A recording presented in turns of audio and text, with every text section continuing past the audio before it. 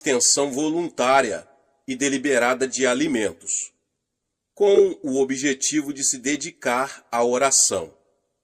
De um modo geral, no jejum, nos abstemos apenas dos alimentos sólidos, mas em algumas ocasiões nos abstemos de água também, por curto período de tempo.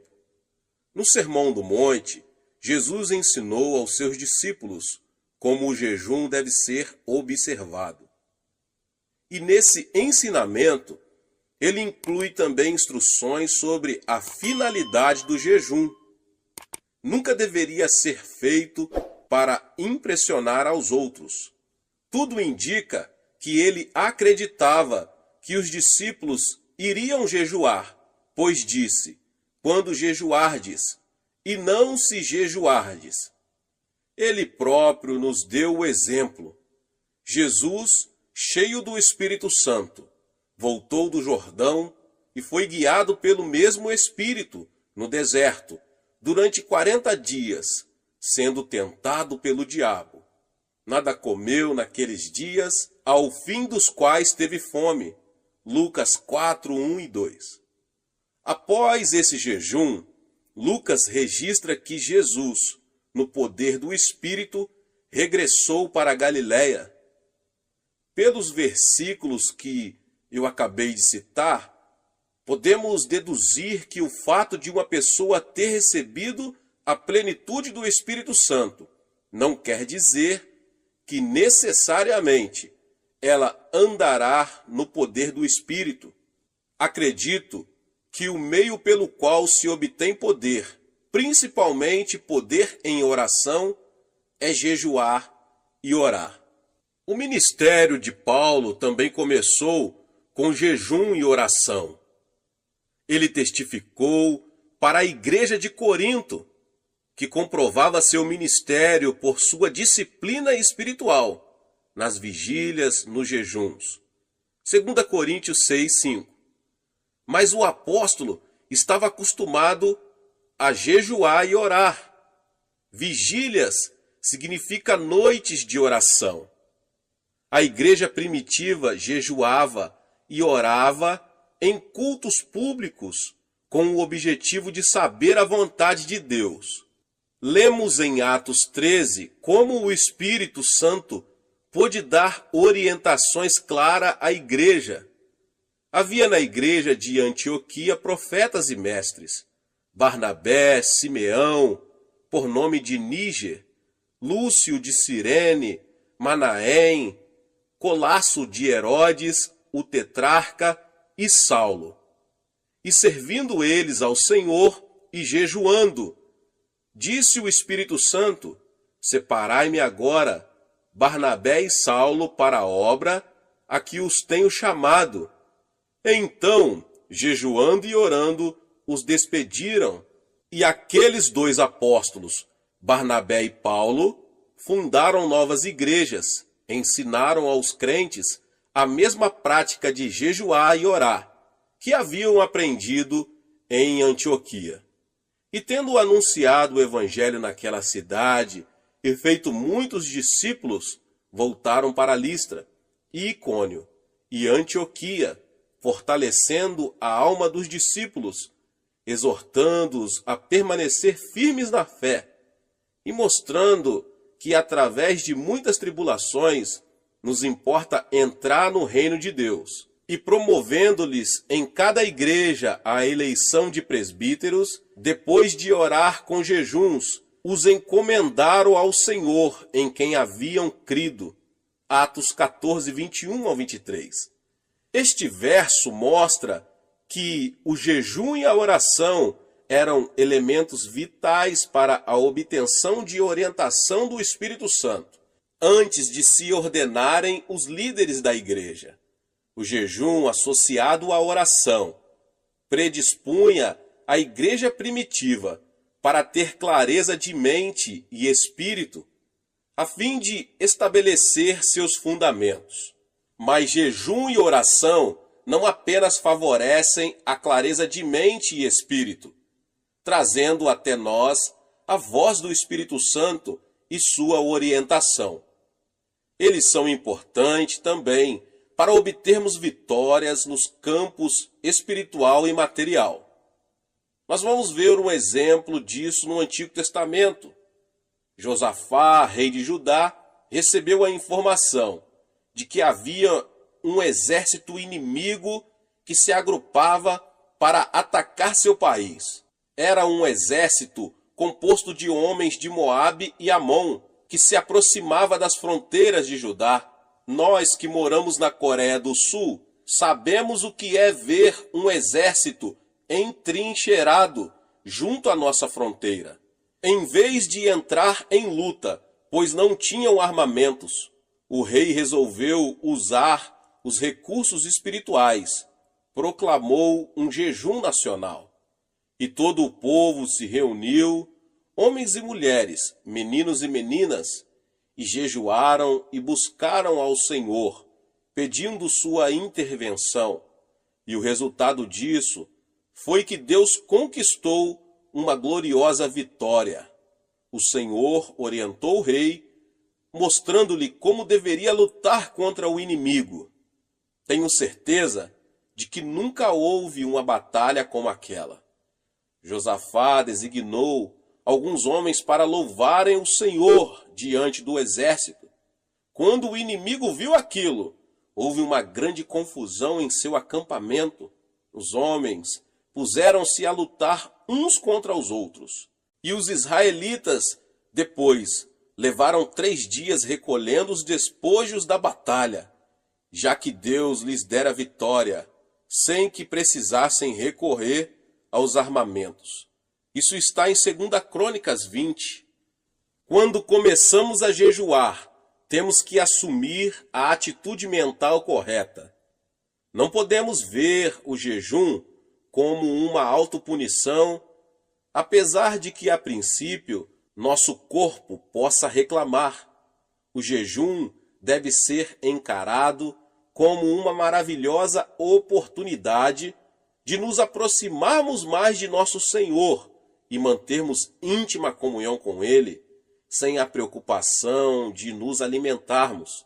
Devemos ver o jejum também como um meio pelo qual nossa oração se torna mais objetiva. Isso fará com que Deus nos ouça e nos abençoe. Quando encaramos o jejum dessa maneira, ele se torna mais fácil. Geralmente, oriento os crentes a começarem com um jejum de 3 dias.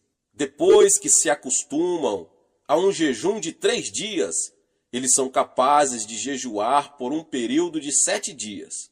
Daí, passam para jejuns de 10 dias. Alguns já chegaram a jejuar 40 dias, mas não incentivamos isso com frequência. Através do jejum e oração, o crente se torna mais sensível espiritualmente em relação a Deus e passa a ter mais poder para combater as forças de Satanás. Como é que isso funciona? O desejo pelo alimento é um fator básico em todas as criaturas vivas. É uma das maiores forças motivadoras que atuam em nosso corpo, mesmo antes de nascermos. As criancinhas já nascem com um instinto natural de buscarem o seio materno. Se pudermos associar esse intenso desejo natural a um anseio espiritual de mantermos comunhão com nossa fonte espiritual, o resultado é uma intensidade maior. Esse é o objetivo da oração e jejum. Somando nosso desejo espiritual ao natural, podemos fazer com que a preeminência de nossa oração chegue ao trono de Deus com tanta intensidade que Ele nos ouvirá e atenderá. O anseio espiritual é um fator básico da oração. Agrada-te do Senhor, e Ele satisfará os desejos do teu coração. Salmos 37:4. Por isso vos digo que tudo quanto em oração pedirdes, crede que recebestes, e será assim convosco. Marcos 11:24. Portanto, quanto mais forte for nosso anseio em relação a um pedido, mais eficiente será a nossa oração. Na minha experiência pessoal, não percebo nenhuma mudança significativa no organismo no primeiro dia de jejum. No segundo, porém, a fome aumenta bastante. No terceiro e quarto dias, o organismo já começa a exigir alimento. E aí começamos a sentir todos os efeitos físicos da abstinência. Após o quinto e o sexto dia, o organismo já se ajusta à nova circunstância e nos sentimos melhor. O que acontece é que o corpo passa a queimar as reservas de gordura que possui. Após o sétimo dia, a fome desaparece, embora o corpo já esteja bem mais fraco. Contudo, obtemos uma clareza de mente e uma liberdade em oração bastante incomum. Quando jejuamos, Deus vê nossa sinceridade em nos humilharmos voluntariamente e atende a ela. Na medida em que um indivíduo, cidade ou nação deliberadamente se humilham e afligem a alma, Deus libera sua misericórdia e graça. Como vemos em muitos exemplos do Antigo Testamento, Deus lutou pelo povo e Israel, sempre que este se humilhou diante dele. Satanás está sempre querendo nos atingir. Quando sucumbimos frente aos nossos desejos carnais, ele não pode vencer a barreira de proteção que é o sangue de Cristo, mas podemos dar-lhe acesso à nossa pessoa quando pecamos. Paulo diz que Satanás é o príncipe da potestade do ar, ou da atmosfera que circunda a terra. E na epístola de Judas lemos o seguinte: ora, estes da mesma sorte, quais sonhadores alucinados, não só contaminam a carne, como também rejeitam governo e difamam autoridades superiores. Contudo, o arcanjo Miguel, quando contendia com o diabo e disputava a respeito do corpo de Moisés, não se atreveu a proferir juízo infamatório contra ele. Pelo contrário, disse: o Senhor te repreenda. Estes, porém, quanto a tudo o que não entendem, difamam, e quanto a tudo o que compreendem por instinto natural, como brutos sem razão, até nessas coisas se corrompem. Judas capítulo 1, 8 ao 10. Os versos que eu acabei de citar revelam um fato muito significativo sobre nosso adversário, o diabo. Satanás é um príncipe com um poder considerável. E Judas diz também que ele não pode ser tratado levianamente, como alguns crentes costumam fazer. Embora seu poder sobre a propriedade divina tenha sido destruído, ele ainda é um oponente muito perigoso. Jesus afirmou o seguinte: porque aí vem o príncipe do mundo, e ele nada tem em mim. Em outras palavras, Satanás não encontrava em Jesus nenhum ponto de apoio a partir do qual pudesse lançar um ataque contra ele. Nós também devemos viver de tal forma que o príncipe deste mundo não ache em nós terreno favorável que acolha seus ataques. Antes da Segunda Grande Guerra, a Alemanha criou uma rede de agentes leais em diversos países. Hitler sabia que precisaria de aliados leais se quisesse obter sucesso no seu projeto de conquistar o mundo. E ele denominou esse grupo de homens e mulheres a Quinta Coluna. Precisamos cuidar para que não haja em nós nenhuma quinta coluna que se alie a Satanás. E como conseguimos isso? Pela oração e jejum. Pela oração e jejum, podemos concentrar o poder da oração, dirigindo-o contra nossas concupiscências, a cobiça da carne, a cobiça dos olhos e a soberba da vida. Assim poderemos ter uma vida santa e pura diante de Deus. Pela oração e jejum, podemos ver destruída essa cabeça de ponta de Satanás, a que me referi com a quinta coluna. Então, quando vier o príncipe deste mundo, não achará lugar em nós. O resultado prático do jejum e oração será a manifestação em nossa vida de uma religião verdadeira e sem mácula. Porventura, não é este o jejum que escolhi? Que soltes as ligaduras da impiedade, desfaça as ataduras da servidão, deixes livres os oprimidos e despedaces todo o jugo? Porventura, não é também que repartas o teu pão com o faminto e recolhas em casa os pobres desabrigados, e se vires o nu, o cubras, e não te escondas do teu semelhante? Isaías 58, 6 e 7. O jejum pode romper as ligaduras da impiedade, libertar os oprimidos e produzir completa e total libertação. Temos aí a ordem de despedaçar todo jugo. Quando vemos outros sob pesado jugo, ou nós mesmos nos sentimos subjugados, podemos desfazer o jugo com jejuns e orações, quer sejam problemas de saúde, de relacionamento na família ou nos negócios, eles podem ser removidos. Como eu já ensinei, já preguei, o Monte da Oração é um local dedicado ao jejum e à oração. Não tem por objetivo sanar os problemas apenas dos que ali se encontram. Ali intercedemos também por milhares de pessoas que escrevem para nossos escritórios em Nova York. Depois que os pedidos de oração que nos chegam diariamente saem da minha mesa e são apresentados para oração em nossa igreja, são enviados ao Monte da Oração. Cada intercessor recebe um pedido que a essa altura já foi trazido para o coreano. E essa pessoa ora e jejua até sentir em seu coração o testemunho do Senhor de que ele já ouviu e a resposta já está sendo enviada. Jejuando, nossos intercessores se tornam sensivelmente mais conscientes da importância do pedido. Assim, eles podem visualizar o problema pelo qual oram, bem como a resposta. Recebemos muitos testemunhos a respeito de orações atendidas, e são tantos que eu falaria por muito tempo, por muitas horas, vários e vários testemunhos. O fato é que já aprendemos que Deus atende às petições acompanhadas de jejum.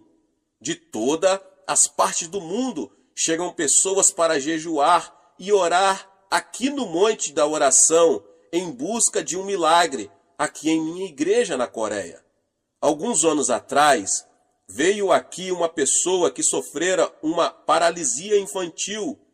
Ela ouvira falar dos milagres que ali ocorreram e tomou a firme determinação de vir, sem se preocupar com as dificuldades físicas que a viagem traria para ela. Após uma viagem de 5 dias de navio, ela chegou ao porto e ali foi recebida por um dos membros de nossa igreja, que a ajudou a pegar o trem.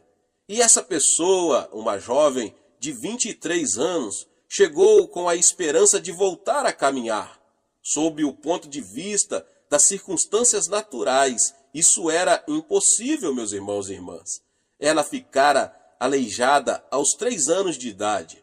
Mas com Deus, todas as coisas são possíveis, glória a Deus.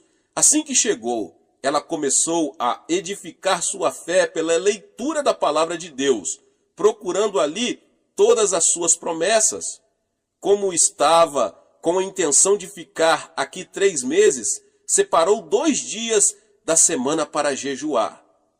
Durante o tempo que passou aqui, ficou muito impressionada com os testemunhos, e cada vez que ouvia alguém dando testemunhos do poder miraculoso de Deus, sua fé aumentava. Passou-se 1 mês e não havia o menor sinal de cura. Suas pernas ainda estavam deformadas pela paralisia, com que já estava tão acostumada a conviver. No 2º mês, ela se sentiu renovada no espírito e na alma, mas o corpo ainda não havia sofrido nenhuma transformação. Mas durante o 3º mês, começou a ocorrer um fato estranho. Ela começou, depois de muitos anos sem nenhuma sensação, a tê-la nas pernas. Na esperança de ver ali o milagre, ela gritou: "Ajudem-me a levantar-me! Por favor, alguém me ajude a me pôr de pé. Sinto que já estou curada." Vendo suas lágrimas e percebendo como estava emocionada, alguns membros de nossa igreja alegremente vieram segurá-la pelos braços e a colocaram de pé. Contudo, ela ainda estava sem força nas pernas para firmar, embora já tivesse o sangue circulando por suas artérias e veias. Sem revelar o menor sinal de desapontamento, ela se sentou novamente e continuou a orar. Sabia que seria necessário um milagre de criação para que suas pernas atrofiadas pudessem voltar a funcionar. Então, pacientemente, ela se pôs a esperar e continuou a jejuar e a orar. Encerraram-se os 3 meses e ela foi embora ainda numa cadeira de rodas. Mas algo acontecera em seu coração. Ela sabia que estava curada. Passaram vários meses e um dia recebi uma belíssima carta dela. Dr. Cho, escreveu ela, agora já posso caminhar. Ainda estou mancando um pouquinho, mas consigo andar. Acredito que até isso irá desaparecer em breve, afirmava ela com uma fé firme. Esse é apenas um dos muitos milagres que aconteceram no Monte da Oração. Mas isso quer dizer que todas as pessoas que orarem e jejuarem no Monte da Oração ficarão curadas? Evidentemente, a cura não é tão simples assim. Algumas pessoas são curadas imediatamente, enquanto outras levam algum tempo para isso. Mas já descobri que quando uma pessoa tem grande dificuldade para ser curada, muitas vezes está abrigando rancor no coração. Porque se perdoardes aos homens as suas ofensas, também vosso Pai Celeste vos perdoará. Se, porém, não perdoardes aos homens as suas ofensas, tampouco vosso Pai vos perdoará as vossas ofensas. Mateus 6, 14 e 15. Muitas pessoas têm sido prejudicadas por familiares, sócios ou amigos e buscam justiça, como acreditam que a justiça deve ser buscada. E se não for feita justiça dentro dessas circunstâncias, elas se tornam amarguradas e cheias de ódio. Muitos desses indivíduos podem ter sintomas físicos que podem ser diretamente relacionados com essa atitude de rancor. Eles criam uma raiz de amargura que produz toxinas que passam ao seu organismo e assim começam a sofrer distúrbios mentais e físicos. Disse-me certa vez uma senhora a quem mencionei o que acabo de explicar. Meu marido é ocupado. Eu o detesto. Está bem, irmã, repliquei, mas é a senhora quem está sofrendo e ficando aleijada com essa artrite. Quando somos prejudicados de uma forma ou de outra, temos que perdoar. Mesmo que nosso ofensor não nos peça perdão, precisamos perdoar-lhe. Jesus é o exemplo perfeito desse fato. Quando ele estava pregado na cruz, ninguém lhe pediu perdão. Pelo contrário, eles estavam zombando dele e o atormentando, mas ele disse: Pai, perdoa-lhes. Portanto, o perdão não é um ato opcional, é um mandamento. Não é uma ação que praticamos ocasionalmente, é a maneira como vivemos diariamente.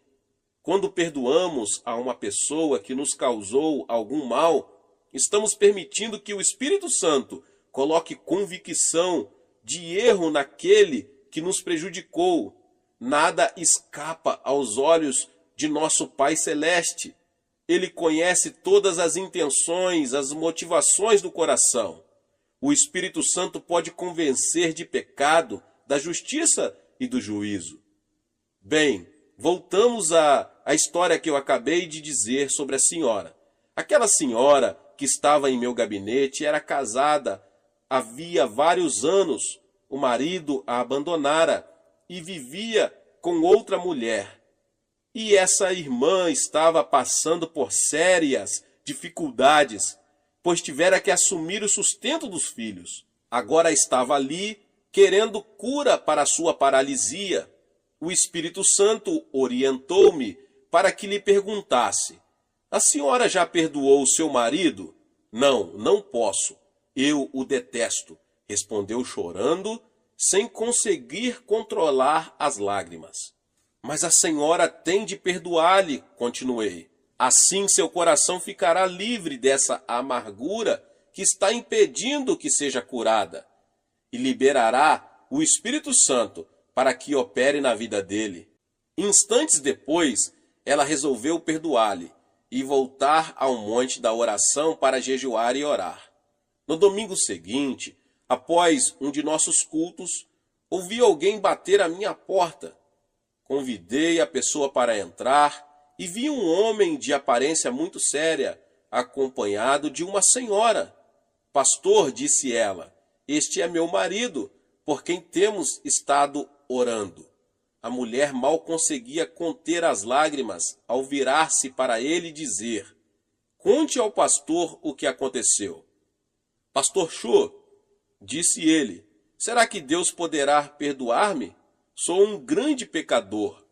Em seguida, ele narrou o que se passara. Há uma semana comecei a ter uma profunda sensação de culpa quando estava em casa com outra mulher. Não conseguia suportar a pressão interior que sentia.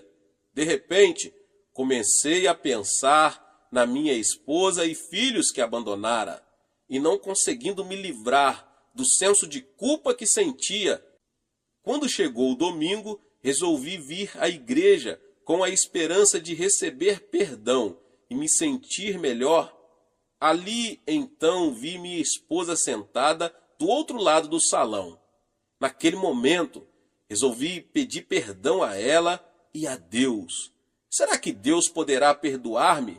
Claro, Ele pode perdoar-lhe, respondi.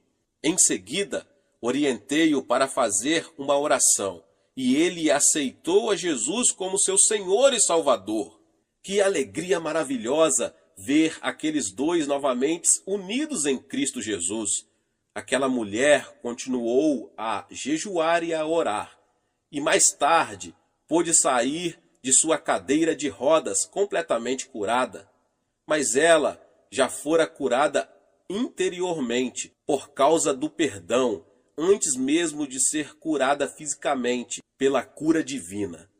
Não quero dizer com isso que todas as pessoas que estão aleijadas ou com algum empecilho estão sofrendo devido a problemas de rancor.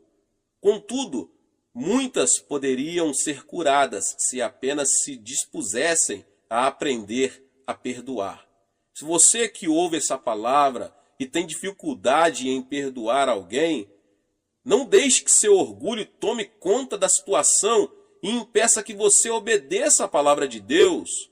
Tome logo a decisão de caminhar a segunda milha e abandone sua atitude de autoafirmação, perdoando aquela pessoa. Aí então experimentará uma grande libertação e ficará livre das sensações de hostilidade para com o outro e se sentirá muito melhor. Deus resiste aos soberbos, mas concede graça aos humildes. Portanto, se percebe que não está gozando da graça de Deus com abundância em sua vida, pode ser que esteja se firmando mais em seu orgulho do que na graça do Senhor. O que você ganharia com isso? Apenas amargura, ressentimento e talvez enfermidade.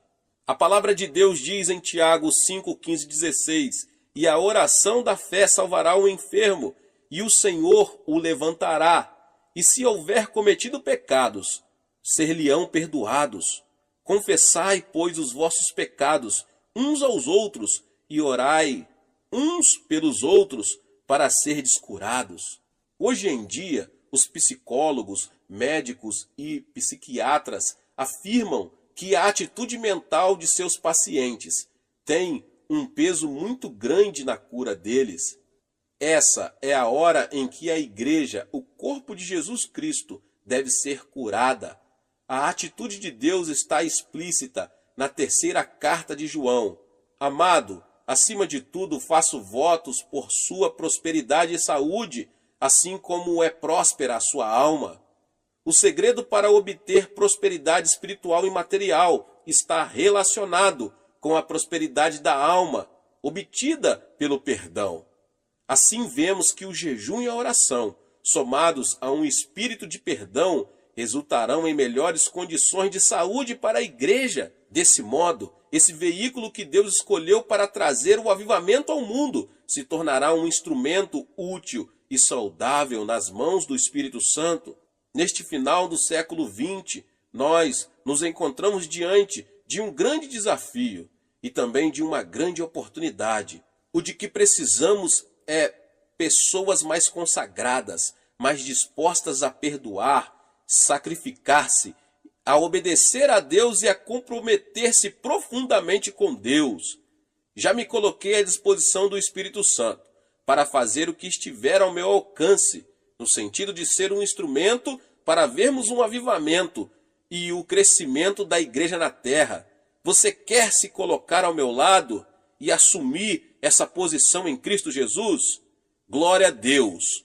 Aleluia! Você será tremendamente abençoado, e todos os que tiverem ao seu redor, sua cidade, sua igreja, sua família, serão também tremendamente abençoados pela sua decisão de buscar o Senhor. Aleluia. Deus abençoe sua vida. Glória a Deus. Se você chegou aqui pela primeira vez e ainda não é inscrito no canal, se inscreva no canal, ative o sininho das notificações para você não perder todos os vídeos que são postados aqui no canal. Deixe também o seu like e não esqueça de compartilhar com mais pessoas esta palavra. Nos vemos nos próximos vídeos. Amém. Tornar-se cristão é algo mais que unir-se a uma igreja cristã.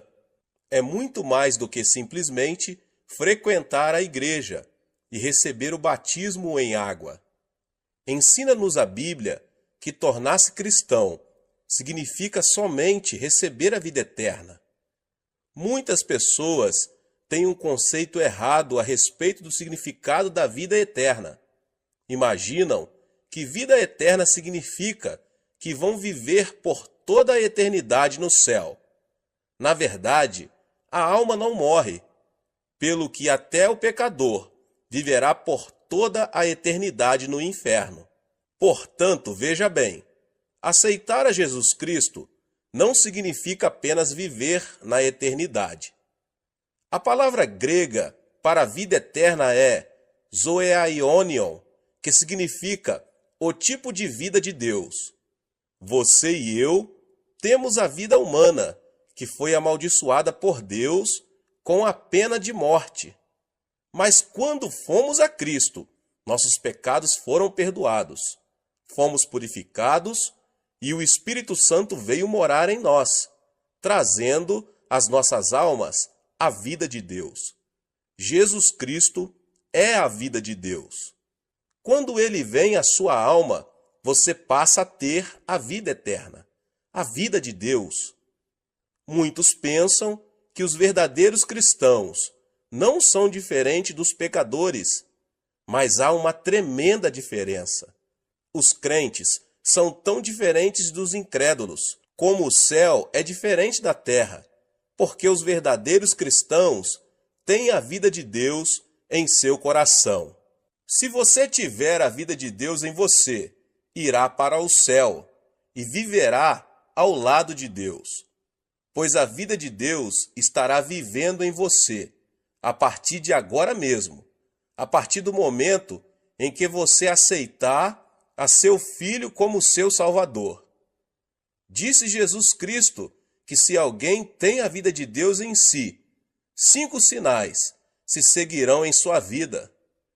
antes de subir aos céus, deixando a terra, o Senhor fez uma tremenda promessa aos seus seguidores. E estes sinais hão de seguir os que creem. Em meu nome expulsarão demônios, falarão novas línguas, pegarão em serpentes, e quando beberem alguma coisa mortífera, não lhes fará dano algum. Imporão as mãos sobre os enfermos e os curarão. Depois de o Senhor lhes ter falado, foi recebido no céu e assentou-se à destra de Deus. Então os discípulos partiram e pregaram por toda parte, cooperando com eles o Senhor e confirmando a sua palavra por meio de sinais que a acompanhavam. Disse também Jesus que os céus e a terra haviam de passar, mas suas palavras permaneceriam. A palavra de Cristo deve permanecer, e ele a confirma com sinais que a acompanham. Leio na Bíblia que Jesus Cristo é o mesmo ontem, hoje e eternamente. Seu ministério nunca mudou. Ele está conosco hoje e devemos ver estes 5 sinais acompanhando o nosso ministério. Somente a incredulidade dos cristãos os impedem de fazer esses sinais. Mas se cremos, todos esses sinais nos acompanharão. O primeiro sinal é que expulsaremos os demônios pelo nome de Jesus. Em nossos dias, as pessoas nos perguntam: onde estão os demônios? Diz-nos a Bíblia que no começo de nossa história, o diabo se aproximou-se de Adão e Eva e os enganou. Enquanto Jesus esteve neste mundo, foi tentado por Satanás. Depois de jejuar durante 40 dias e 40 noites, quando ele se dirigiu à sinagoga para pregar, e por onde quer que ele fosse, Satanás o desafiava. E por onde quer que Cristo fosse, ele expulsava demônios. Em certa ocasião, ele disse a Pedro: "Para trás de mim, Satanás." Mais tarde, o diabo haveria de entrar no coração de Judas Iscariotes e nele plantar a ideia de trair a Cristo. As pessoas de mentalidade mundana não entendem as coisas espirituais, mas quando somos iluminados pela vida de Jesus, ficamos sabendo que existe um inimigo chamado diabo. Nesses últimos dias, a obra do diabo está aumentando, mas Cristo nos concedeu esta promessa, segundo a qual podemos expulsar demônios em seu nome. Diz a Bíblia que Cristo é a verdade e que sua palavra é a verdade. Os ímpios dizem que o diabo não existe, mas Cristo nos diz que existe um diabo e seus demônios para serem expulsos. As pessoas ímpias dizem que existe apenas a natureza humana, mas Jesus nos diz que o diabo causa a concupiscência da carne, a concupiscência dos olhos e a soberba da vida. Nós, crentes, devemos desafiar os poderes de Satanás. Eu estava pregando em minha igreja certo dia e estava no auditório a esposa de um famoso médico. Ela estava paralisada de um lado e arrastava uma perna ao caminhar. Depois de ouvir o evangelho, ela passou a frequentar a igreja com regularidade. Em certa manhã, ouvi o som de uma gargalhada estranha que vinha da igreja. Senti um calafrio percorrer minha espinha. Quando me dirigi ao local, vi aquela mulher rindo e zombando. Tão logo me dirigi a ela e coloquei minha mão em sua cabeça. Ela se pôs a amaldiçoar-me. Fiquei chocado, porque essa senhora era de educação refinada, formada em farmacologia, educada numa universidade de Tóquio. Eu não podia crer que ela estava proferindo aquelas palavras tão vis. Quando comecei a orar por ela, uma voz estranha começou a sair de sua boca. A voz me dizia que eles não iam sair dela. Então eu perguntei: quem é você? Os demônios começaram a falar. Temos vivido nela há mais de 10 anos. Muitas pessoas têm tentado expulsar-nos, mas não sairemos. E você não vai conseguir expulsar-nos. Foi quando constatei que aquela mulher estava possuída de demônios, pelo que, no nome de Jesus, insisti em expulsar esses demônios. Mas eles continuaram a desafiar-me e lutamos por mais de 8 horas. Em nome de Jesus Cristo, ordenei aos demônios que saíssem, mas eles continuaram a protestar, dizendo que de modo algum sairiam.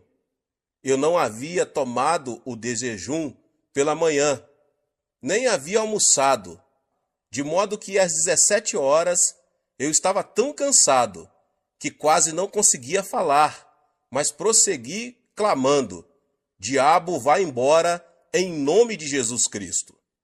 A mulher também estava cansada, mas o diabo continuava dizendo: Não, eu não vou sair.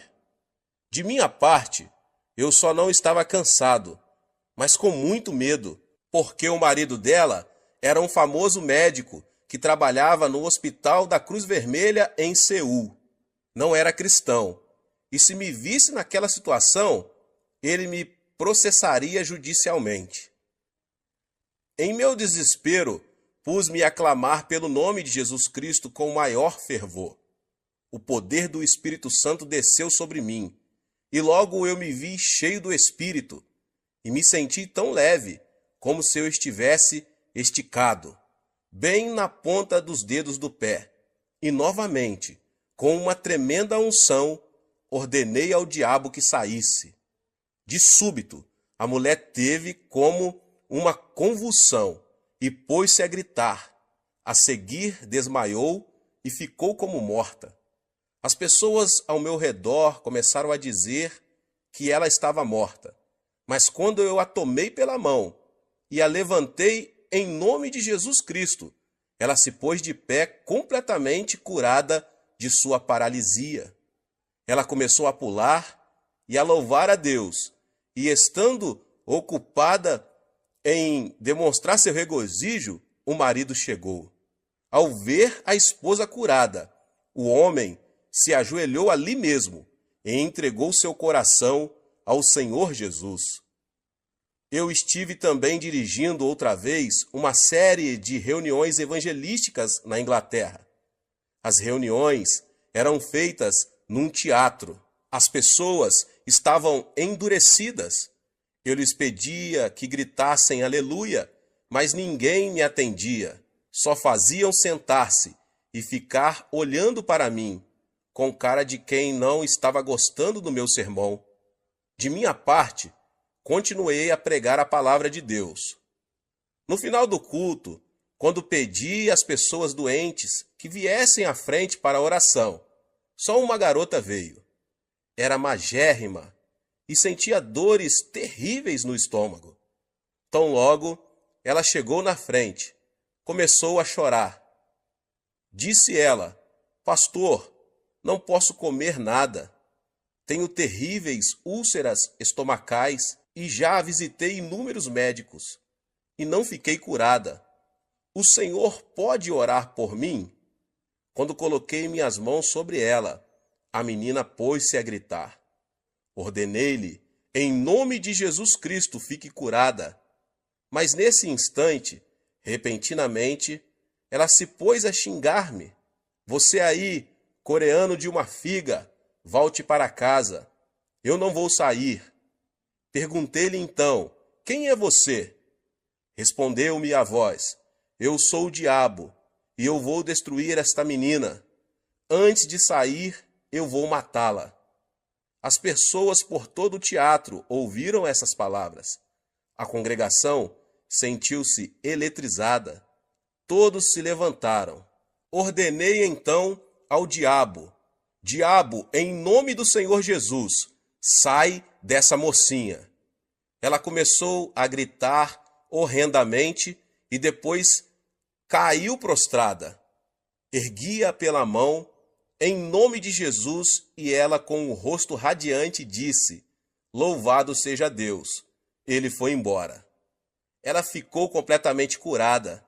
As pessoas apressadamente vieram à frente para receber orações. A partir da noite seguinte, a multidão encheu o teatro. O poder de Deus se manifestou às pessoas que o buscavam. Demônios escondidos estão operando em nossa sociedade. Estamos todos preocupadíssimos com poluição atmosférica e da água, mas o nosso mundo está cheio de poluição espiritual. Nosso mundo está cheio de imundícia. Nossas ruas estão cobertas de material pornográfico. Você acha que isso é trabalho de Deus? Você acha que esse é o trabalho das pessoas decentes? Não, é claro que não. É o trabalho do diabo. Precisamos eliminar a poluição espiritual de nossas vidas. Nossos filhos estão sendo desorientados pelo diabo. Precisamos amarrar o diabo e expulsá-lo em nome do Senhor Jesus. Você tem a vida eterna dentro de você. A vida eterna é o tipo de vida que vem de Deus, a forma mais elevada de vida. O tipo mais baixo de vida é a do reino mineral. A seguir vem o reino vegetal, depois o reino animal, em seguida o reino da humanidade, depois a ordem angelical e, finalmente, Deus, a fonte de toda a vida. Satanás é um ser angelical e, consequentemente, Satanás é mais poderoso que os seres humanos. É por isso que Satanás controla a humanidade. Entretanto, quando aceitamos a Jesus Cristo, a vida de Deus entra em nós e nós nos tornamos superiores aos seres angelicais. É por isso que podemos expulsar demônios. Temos a vida de Deus em nós, o que torna nossa vida mais poderosa do que a vida de Satanás. A lei da natureza diz que quando o maior chuta o menor, este deve fugir imediatamente. Se você é cristão, mora em você a forma de vida superior. A nova vida em você é superior à vida de Satanás. Portanto, quando você ordena a Satanás que saia em nome de Jesus Cristo, ele não tem outra alternativa senão obedecer e sair. Você não é mais um ser fraco. Você não é mais um desamparado, pois recebeu o maior poder, o de Deus. A vida eterna habita em ti, e você pode expulsar demônios em nome de Jesus. Ordene ao poder do diabo que se retire de sua casa. Ore pelos seus filhos, para que o poder de Satanás não os controle. Ore para que o poder da influência de Satanás abandone a sociedade da qual você faz parte. Você tem o poder. Cristo nos deu uma tremenda promessa em Lucas 10:19. Eu vos dei autoridade para pisar serpentes e escorpiões, e toda a força do inimigo, e nada vos fará dano algum. Nesta promessa, Cristo nos dá duas palavras maravilhosas. No grego, Cristo está dizendo dou-vos exousia, que significa autoridade, a saber, autoridade sobre os poderes de Satanás. Autoridade é algo mais forte do que poder. Minha avó faleceu com 83 anos de idade. A velhinha não tinha muito poder, era muito fraquinha, sem forças, mas quanta autoridade tinha. Sendo jovem, eu tinha muito mais força do que minha avó, mas ela detinha a autoridade. Quando ela dizia, filho, vem cá, eu ia. Se ela dissesse, vai a tal lugar, eu ia. A autoridade é superior ao poder. Disse Cristo, dou-vos exousia, a autoridade, pelo que você consegue prevalecer sobre o dunamis, o poder de Satanás. Utilize a autoridade que Deus lhe concedeu agora mesmo. Quer você se sinta forte, quer se sinta fraco, quer você sinta a unção, quer não, quer você se sinta maravilhoso, quer não, você detém a autoridade para ordenar a Satanás que saia.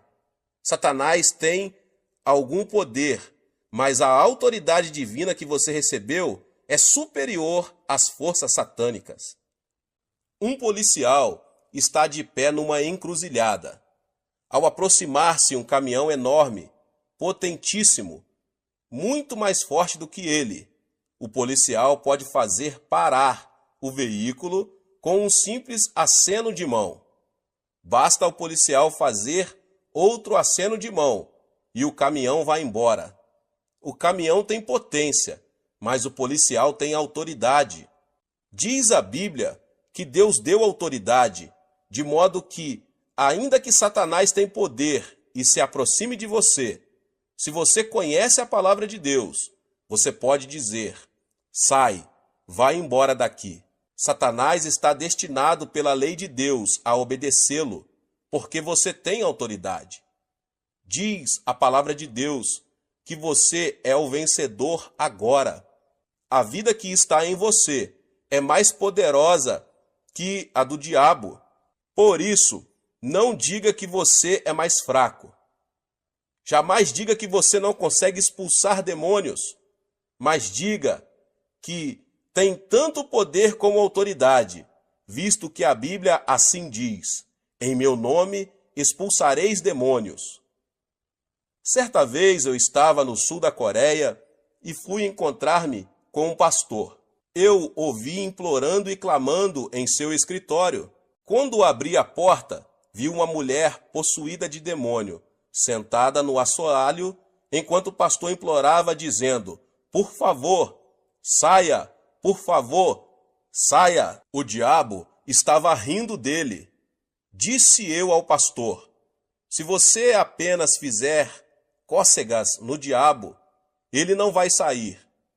Devemos tratar o diabo como diabo. Você tem autoridade. Por isso, eu ordenei ao diabo: eu venho a você em nome de Jesus Cristo. Replicou-me o diabo: eu sei que você não tem poder nenhum. Ao que eu lhe retruquei: sim, eu sei que nenhum poder tenho, mas eu tenho autoridade. No nome de Jesus Cristo eu lhe ordeno: saia. Imediatamente o diabo saiu e a mulher se sentiu aliviada. Você tem a vitória. Não tenha medo de Satanás. Nós podemos expulsar o diabo. Este é o primeiro sinal dos que se seguiriam como promessa feita a você.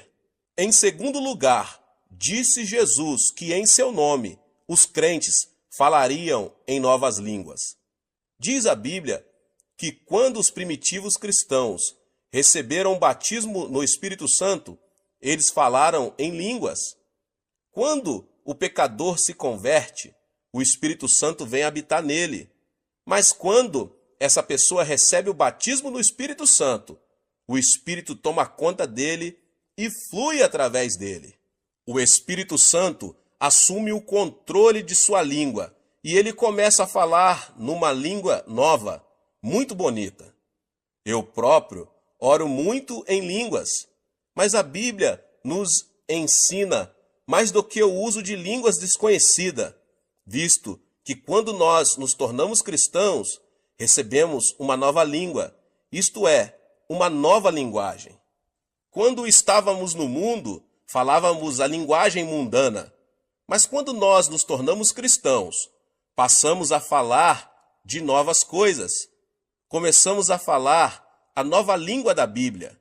Trata-se de uma língua celestial vitoriosa. Tiago nos diz em sua carta, inserida na Bíblia, que a língua é um órgão pequeno, mas capaz de controlar todo o corpo.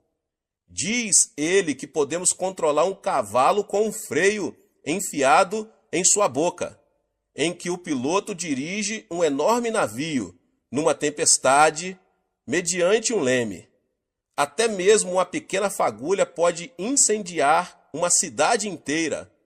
A língua também, embora seja pequenina, é tão poderosa que consegue controlar todo o corpo. Dizem os neurocirurgiões que o centro da fala de nosso cérebro controla o cérebro todo.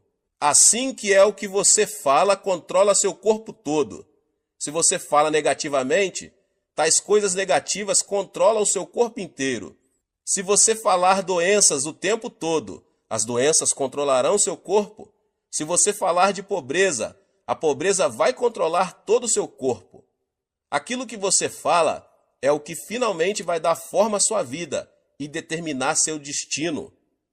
Pelo que você vai ter que vigiar sua língua.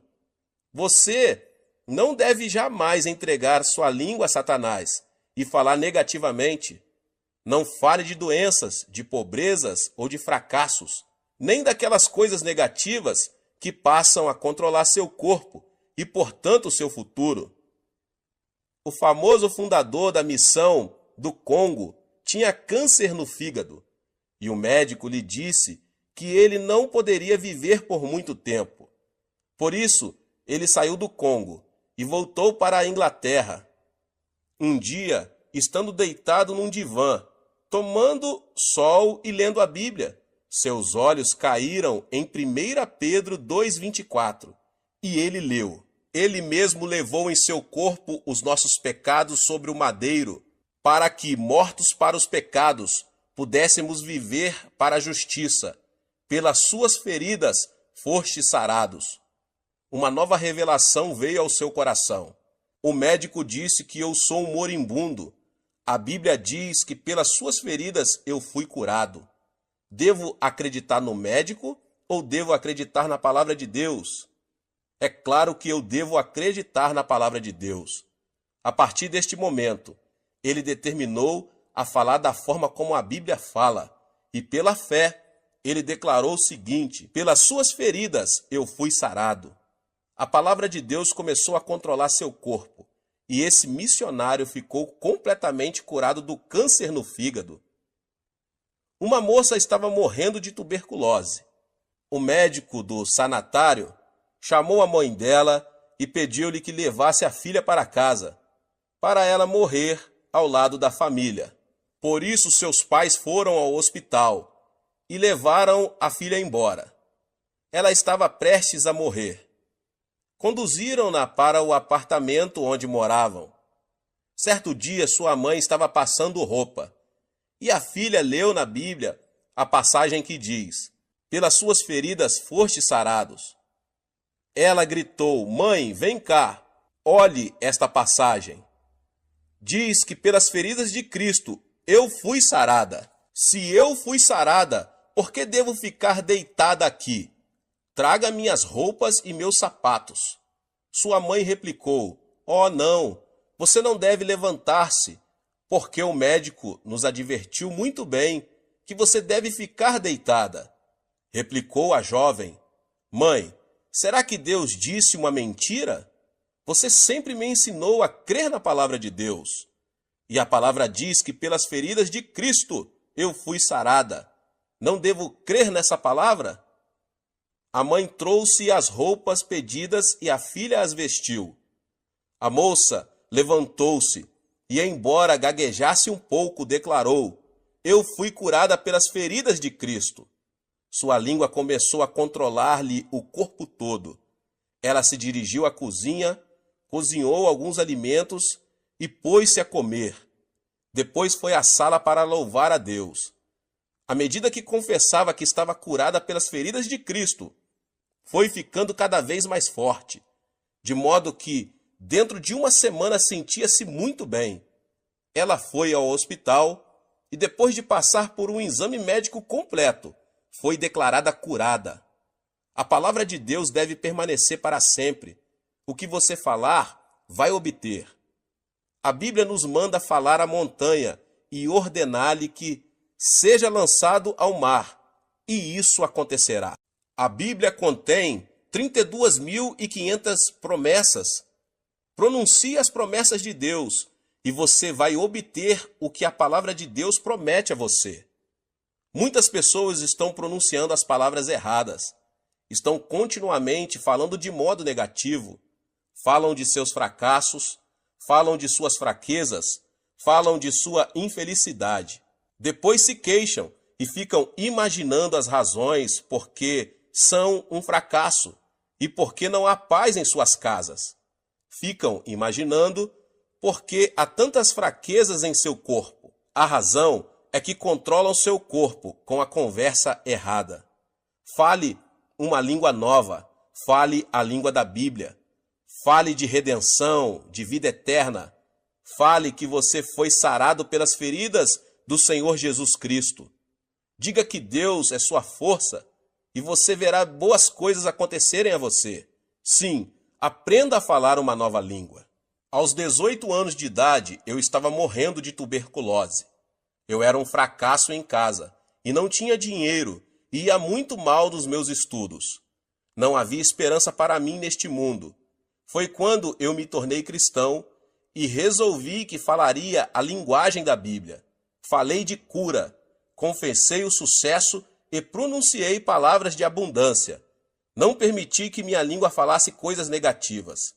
Neste momento estou pastoreando uma congregação de 600 mil membros e Deus nos deu capacidade de construir uma igreja que custa cerca de 5 milhões de dólares. Também estamos enviando missionários pelo mundo todo. Quando mudei minha maneira de falar, minhas circunstâncias mudaram também. Um dia li um jornal médico coreano, um artigo muito interessante, escrito pelo diretor-geral da Associação Médica. Disse ele que muitos coreanos estavam morrendo do que ele denominava morte habitual. Disse que muitas pessoas acham que vão morrer com 50 e poucos anos, porque seus pais haviam morrido nessa idade. Por isso, ao entrar nos 50 e poucos anos, já começaram a ter tonturas e pensam que vão morrer logo. E muitas pessoas morreram nessa faixa de idade, ainda que não haja causa médica para a morte. Disse o médico que a pessoa não deve antecipar a mesma experiência de seu pai, porque esse raciocínio tem produzido muitas mortes prematuras. Eis aí, até um médico incrédulo confessa que a língua controla nosso futuro. Você pode ser vitorioso, você pode ser curado. Sim, você pode viver uma vida feliz. Comece agora mesmo a falar a palavra de Deus e mantenha o tipo correto de conversa. Ponha as palavras certas em sua boca. Fale uma nova língua. Em terceiro lugar, a Bíblia diz que os crentes pegarão em serpentes. Isso não significa que devemos andar por aí pegando em cobras. Só um louco faria isso. Serpente aqui significa Satanás. A serpente chamada Satanás chegou a Adão e Eva no jardim do Éden e seduziu-os, fazendo-os voltar-se contra Deus. Nós, seres humanos, somos feitos de corpo, alma e espírito. Mediante nossos 5 sentidos, pertencentes ao nosso corpo físico, nós nos comunicamos com o mundo. Portanto, nosso corpo é mundano.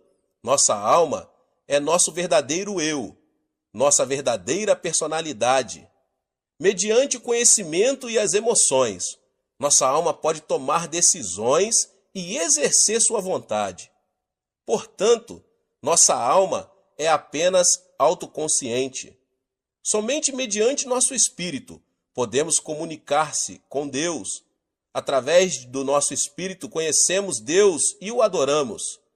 Essa serpente, Satanás, vem a nós, nos tenta e nos induz a viver uma vida mundana, isto é, centralizada no mundo. Quando vivemos esse tipo de vida, Satanás exerce domínio sobre nós. Mas quando vivemos uma vida centralizada em Deus, temos domínio sobre Satanás. Temos o poder de apanhar e amarrar a serpente. Podemos expulsar demônios. Quando você decide viver uma vida centralizada em Cristo, você se torna uma pessoa dirigida pelo Espírito Santo. Afirma a Bíblia que os filhos de Deus vão pegar Satanás. É fácil detectar a obra maligna. Toda e qualquer palavra que sai do ego carnal vem de Satanás. Mas toda e qualquer palavra que induz você a viver uma vida centralizada em Cristo é proveniente do Espírito Santo. Agora você pode pegar em serpentes. Você consegue discernir a obra do maligno e expulsá-lo. Em quarto lugar, a Bíblia diz que se os crentes beberem alguma coisa venenosa, mortífera, não lhes fará mal algum. Certo dia, eu fui a uma cidadezinha para um culto. Veio a mim uma garotinha de 7 anos de idade. A boca da menina estava toda queimada. Era uma órfã que havia perdido seus pais quando fugiam da Coreia do Norte como refugiados. A menina estava trabalhando na casa de uma senhora muito rica e muito perversa. À noite, a menina não podia sequer ir à cozinha para beber um copo de água. Em certa noite, a menina sentiu uma sede muito grande. Ela rastejou até a cozinha e pôs-se a tatear no escuro à procura de água, sem perceber que aquela vasilha continha veneno contra ratos. Ela bebeu um gole. Embora a pobrezinha tenha começado a vomitar sangue, a patroa não a levou a um pronto-socorro médico, deixou-a de lado para que morresse. Mas essa menina era cristã e começou a clamar por Jesus Cristo, pois o Senhor a tocou. Depois de contar-me sua história, a menina abriu a boca. Viu que, embora seus lábios estivessem queimados, nenhum dano havia sido feito em sua garganta. Seu esôfago estava perfeito. A palavra de Cristo havia sido posto à prova. A menina havia bebido do veneno violento e não tinha sido prejudicada. Hoje bebemos veneno de todo tipo. O ar é poluído, a água é poluída. Pior do que isso, sofremos de poluição espiritual. Quando ouvimos rádio ou vemos TV, esse veneno penetra em nossa mente. Mais pessoas sentem-se deprimidas hoje do que em toda a história humana. Durante a Segunda Guerra Mundial, apenas 300.000 americanos morreram na frente de combate, mas muito mais de 1 milhão de pessoas morreram na nação americana por causa do veneno trazido pelos ataques do coração e preocupações. Mais pessoas morreram hoje, no mundo inteiro, por causa do medo e das preocupações do que por outras coisas. Diz a Bíblia que no nome de Jesus Cristo nós podemos livrar-nos deste poder venenoso. Quando você se ajoelha e ora em nome de Jesus Cristo, o espírito de medo o abandona. Você se livra desse veneno espiritual e passa a ter paz e alegria pelo nome de Jesus. Às vezes, quando chego em casa depois de um dia duro no escritório da igreja, sinto-me muito estranho. Minha esposa parece irritada, meus filhos parecem agitados demais e eu fico aborrecido. Parece-me que estou disposto a ter uma briga com minha mulher e que meu lar todo está envenenado. Quando eu era um cristão inexperiente, minha esposa e eu costumávamos ter discussões monumentais que duravam dias. Agora eu sei que existe um meio melhor. Eu entendo que o envenenamento provém da sociedade, pelo que eu ajoelho imediatamente e expulso o mau espírito que veio para destruir meu lar. Reivindico a vitória em nome de Jesus Cristo e logo sinto o seu imenso poder de cura fluindo por toda a casa. Então, quando olho para minha mulher, ela está sorrindo e eu começo a sorrir também. Apertamo-nos as mãos e nosso lar se torna cheio de paz. De tempos em tempos, você precisa de cura em seu lar. E Deus prometeu que você não sofrerá os efeitos do envenenamento. Basta que você invoque o nome de Jesus Cristo e reivindique a vitória, para que seu lar seja curado. Finalmente, a Bíblia diz que os crentes imporão as mãos sobre os enfermos e eles serão curados. Quando eu era menino, de vez em quando tinha umas brigas com os meus amigos. Nós nos esmurrávamos à vontade. E de vez em quando eu voltava para casa chorando. Minha mãe me dava uma boa surra, mas a seguir eu recebia o toque curativo do amor de minha mãe. Como é bom quando estamos desanimados e um bom amigo chega e toma nossa mão e nos dá umas palmadinhas nas costas. Jesus vem a nós, e quando ele nos toca, não há outra alternativa senão receber a cura.